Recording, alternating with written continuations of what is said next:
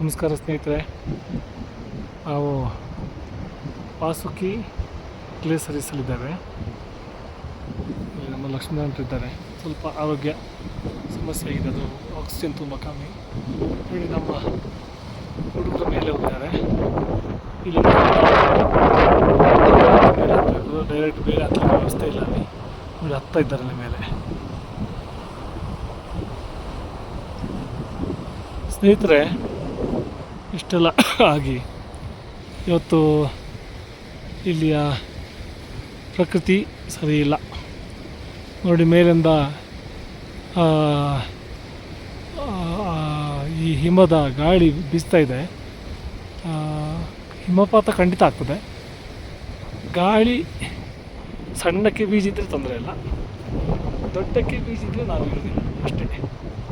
ಆದರೆ ನಾವು ತಲುಪಬೇಕಾದ ಜಾಗಕ್ಕೆ ತಲುಪಬೇಕಾಗ್ತದೆ, ಇಲ್ಲಾಂತೇಳಿದ್ರೆ ಮತ್ತೆ ತೊಂದರೆ ಜಾಸ್ತಿ ಆಗ್ತದೆ. ಏನೋ ಅಲ್ಲಿ ಅಡ್ಜಸ್ಟ್ಮೆಂಟ್ ಇರ್ತದೆ ನಮ್ಮಲ್ಲಿ. ನೋಡೋಣ ಏನಾಗ್ತದೆ ಅಂತ. ದೇವರಿದ್ದಾನೆ. ಜೈ ಶ್ರೀರಾಮ್.